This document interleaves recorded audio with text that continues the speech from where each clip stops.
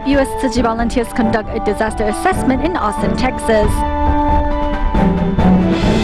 We join a photography exhibition in remembrance of Hurricane Sandy in New York City.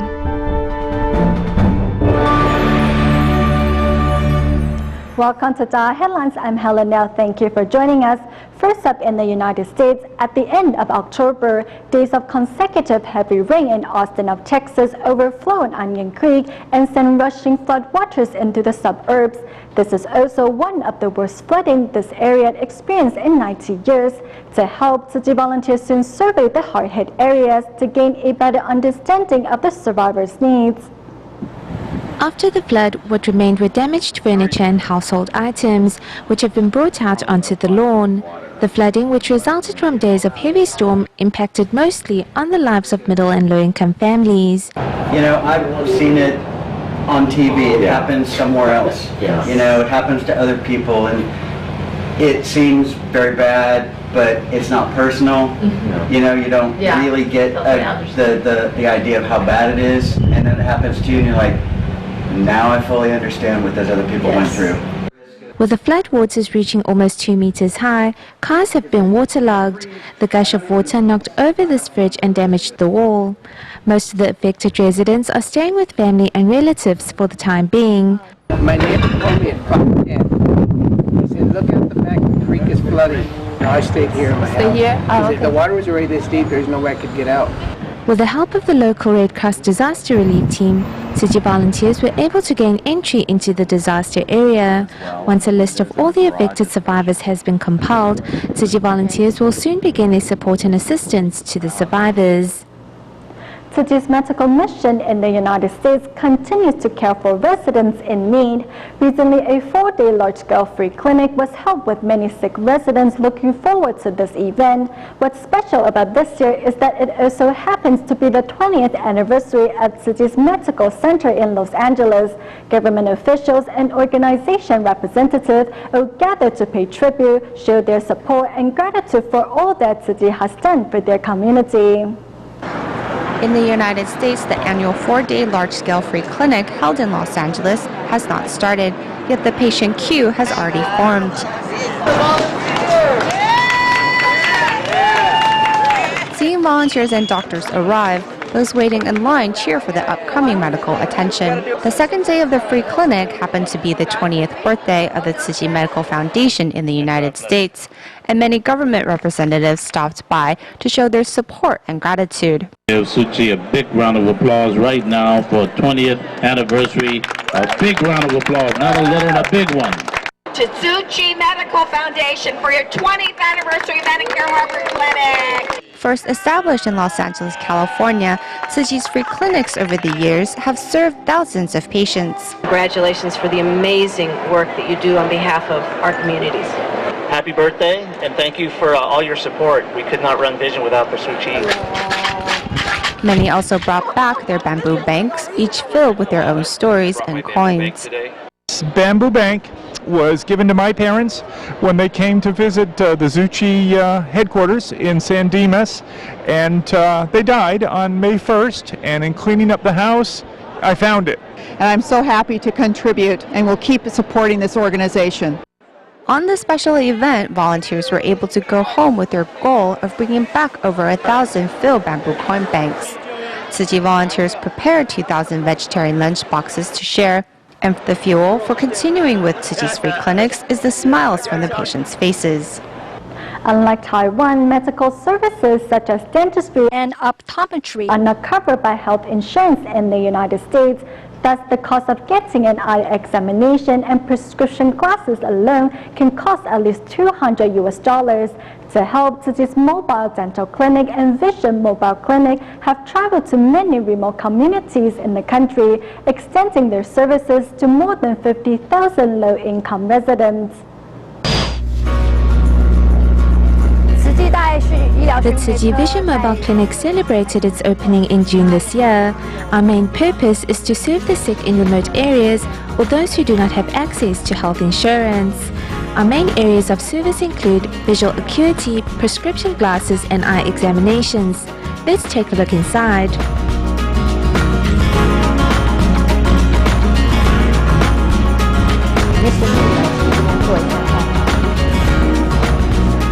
Mr. Shi. Please come take a seat here.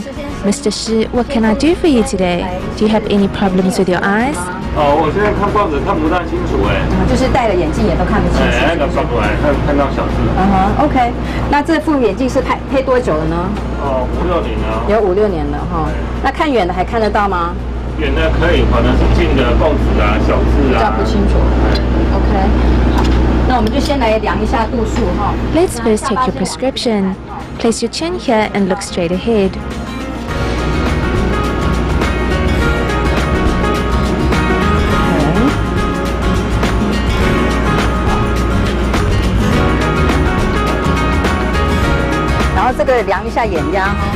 Okay, good. Now let's measure your intraocular pressure. There will be some air, so just keep looking straight ahead.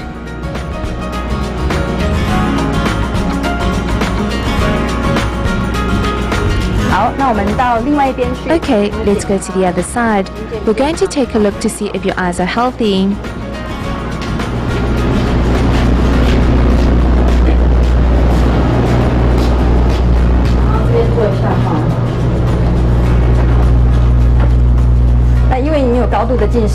Take a seat here. Because you're farsighted, so we're going to dilate your eyes to check if there are any problems with your retinas.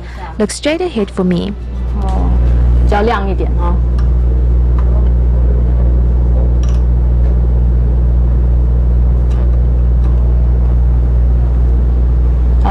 这是看一下那个视网膜、视神经。It's a little bright. This is for us to check your retinal and optic nerves. Look to the front. Okay, you can lean back. Let's select a pair of prescription glasses for you. Afterwards, we will dilate your eyes to check your retinas. This way. 这边哈。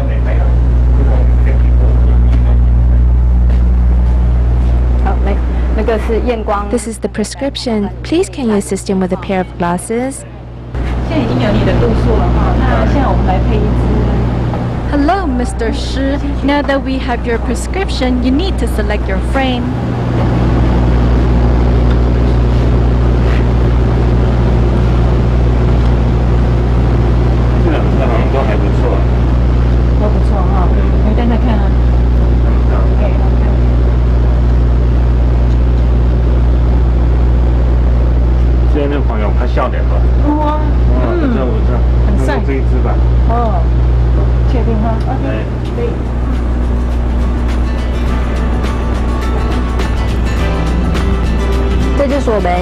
These are the optometry services we provide.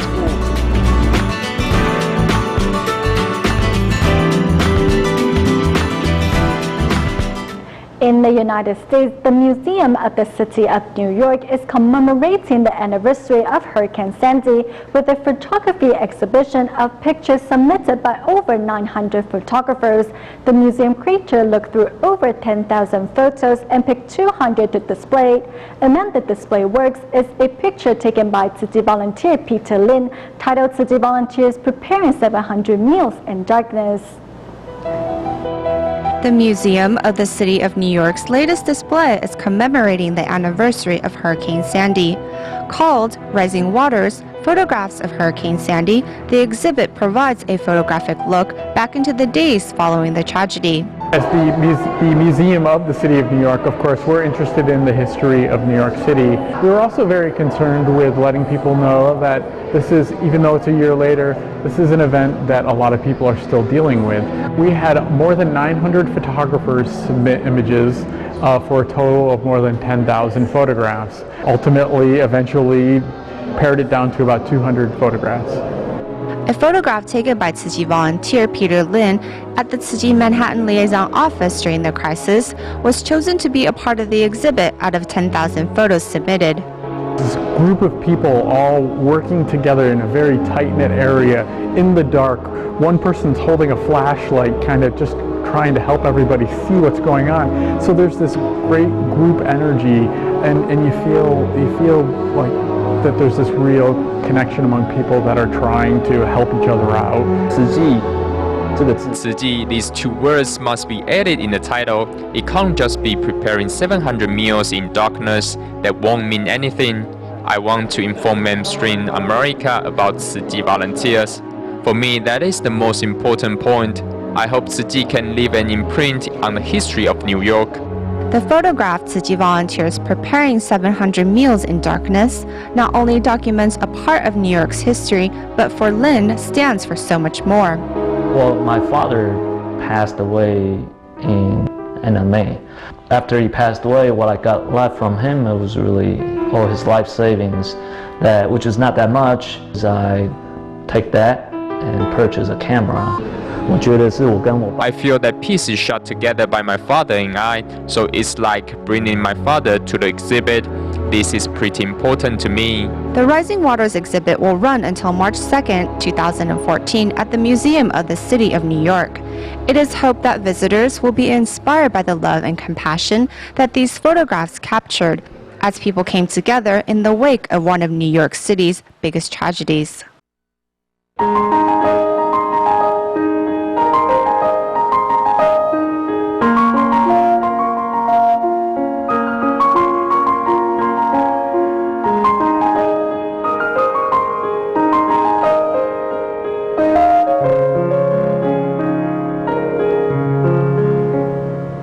As the implementation of the 12-year compulsory education plan is just around the corner, today we take a closer look at the reform of Taiwan's education system over the past 3 decades and how it has facilitated the establishment of the first Forest Elementary School, featuring humanistic education and self-directing learning. Here's more.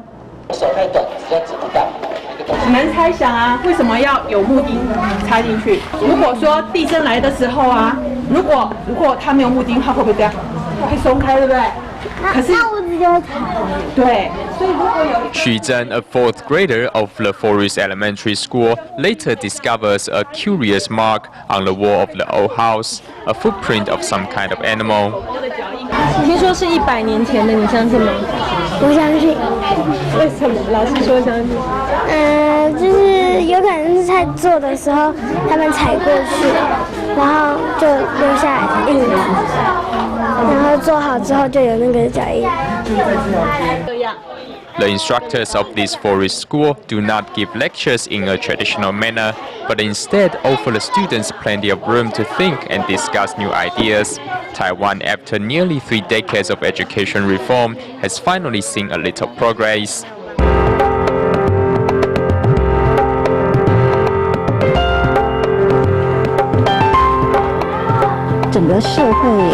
Over the past 2 decades, Taiwanese society has undergone a significant change.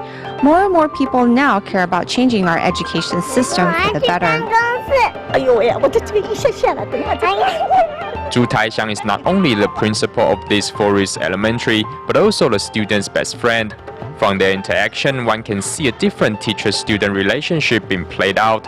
The concepts of collective learning and individual-centered teaching are some of the unique features of the Forest Elementary School. Following the lifting of the martial law in 1987, 32 civil groups organized the first educational forum in 1988. During the 90s, a series of education reform ideologies and movements emerged, facilitating the establishment of the first Forest Elementary in Taiwan. Later, the April 10th parade in 1994 and the Education Reform Manifesto in 2003 marked 2 further milestones in Taiwan's education reform. 在20年前的教改，大家有个 2 decades ago, the Taiwanese came to a consensus, and that was that their current education system was in need of change. From this realization, education reform movements were aimed to find alternative answers were born. Recently, however, we have realized that we not only have to address how to transform our education system, but also figure out how we should define an ideal education system.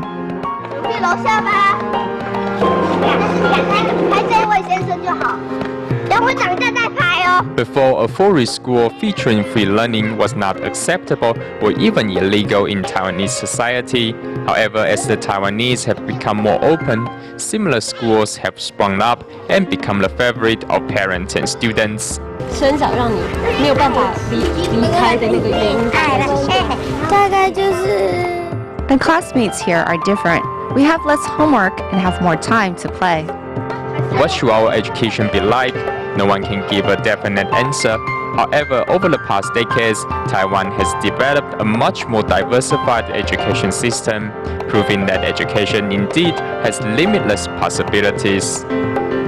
In Taiwan, there are numerous photographers devoted to capturing and documenting the beauty of our country. One such person is wildlife photographer Wang Zhengji, who was inspired over 2 decades ago to begin shooting the black-faced spoonbill, an endangered species which winters in Tainan's Taijiang National Park every year. 老师今天带什么器材啊？带长焦800 mm 的镜头。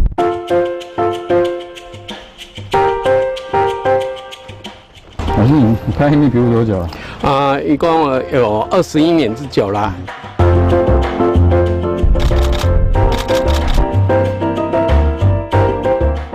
If there is anyone who knows about the black-faced spoonbill in Taiwan, it would be photographer Wang Zhengji.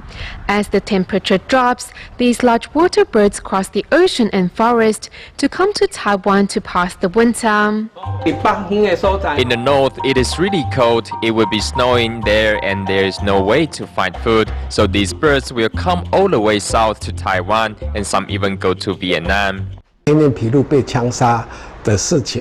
the black-faced spoonbill incident occurred, I was a camera reporter at China Daily News, and because I had the equipment, I was assigned to report on the incident. I was shocked to see how 2 of these birds were killed.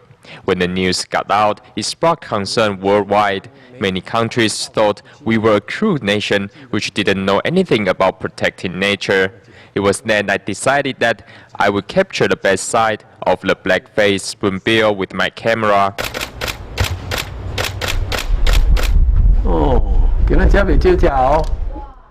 At the time, then 47-year-old Wang Zhengji not only quit his job at the news agency, but also closed all 6 of his wedding photography stores to become a wildlife photographer.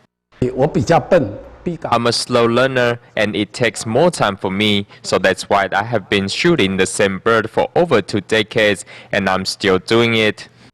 Many believe Wang has lost his mind to devote himself to only shooting wildlife, and the journey hasn't been an easy one as Wang lost his wife along the way. I wanted to shoot an African spoonbill, so I took my wife and children to South Africa. I was nervous, so I took a turn too fast and the car tipped over and rolled down the hillside. Of the 6 passengers on board, 2 passed away. One was my wife and the other my friend's mom. I couldn't stop blaming myself over the accident. For a whole year, I couldn't bear to hold my camera because my heart ached every time I did.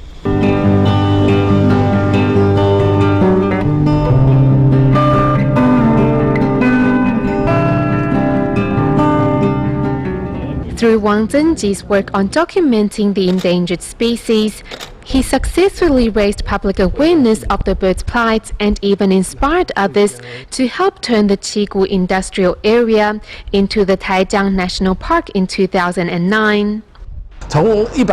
For some 100 to this year, now there are about 1,600 of these black-faced spoonbill that pass or stay here in Taiwan during their migration period. That's over 50% of the total population. We don't have to give them a red carpet entry for them to know that this is the place to come. With only some 2,700 black-faced spoonbills left worldwide, Wang Zhengji finds comfort in knowing that Taiwan is now the wintering site for over 50% of the species. As a group of volunteers are working round the clock at the Tzu Chi Holy Liaison Office to assemble 160 prefabricated classrooms for students in Zamboanga of the Philippines, team members and entrepreneurs arrive with boxes of fruits and dessert to thank everyone for their selfless dedication in helping those in need. Team medical staff and city volunteers arrived with boxes of fruit for those working on the prefab classrooms for the Philippines. They are so devoted to this project, and we would like to offer what we can to help them rid of their tiredness. Another volunteer also brings pineapple cake and desserts to share with everyone. Over the past 2 weeks, those devoted to this project have withstood the heat to put the prefab classrooms together. Everyone is giving so selflessly. In a heated condition like this, it's really hot inside and they might get heat stroke, so we are here to care for them. To help the students in Zamboanga City, volunteers are working around the clock in shifts to assemble 160 prefab classrooms together and are happy with their progress so far. Everyone is giving without asking for anything in return. We haven't helped much, so we just bring food to share.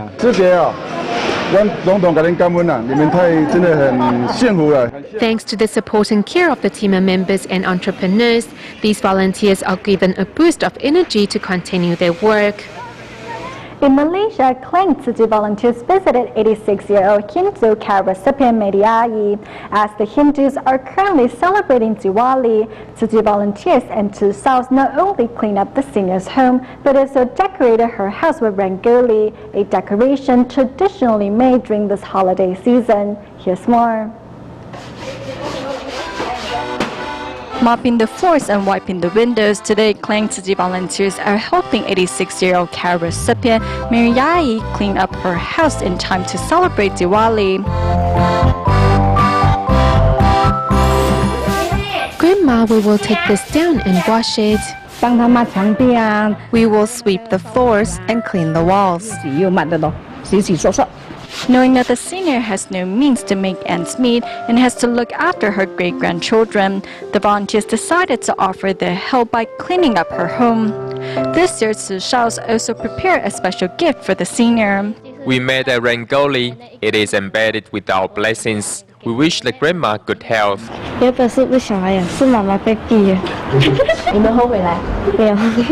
It was very fun, however, I'm a bit tired. It is hard to put the rice in the right place. For Hindus, the rangoli is a decoration that traditionally accompanies the holiday of Diwali. However, as Mediai has been suffering from poor health and malnutrition, it has been many years since she has made one. Upon learning that the senior is sick, the volunteers quickly accompany her to the hospital. You need to rest. Over here you can sleep soundly and no one will disturb you. The house is very beautiful. Seeing the rangoli on the floor, the senior is overjoyed as it has been years since Mediai decorated her house with a rangoli. Before the volunteers' departure, the senior expresses her deepest gratitude to the group for the warmth and happiness they have brought into her life. We stay in Malaysia's Klang at the end of the show. DaAi mothers, Tzu Shaos, and trainees at the Tzu Chi parent-child class gathered to perform the Sutra of Profound Gratitude to parents to inspire members of the public to fulfill their filial duties. We'll leave you with these images. Thank you for watching DaAi Headlines. Goodbye.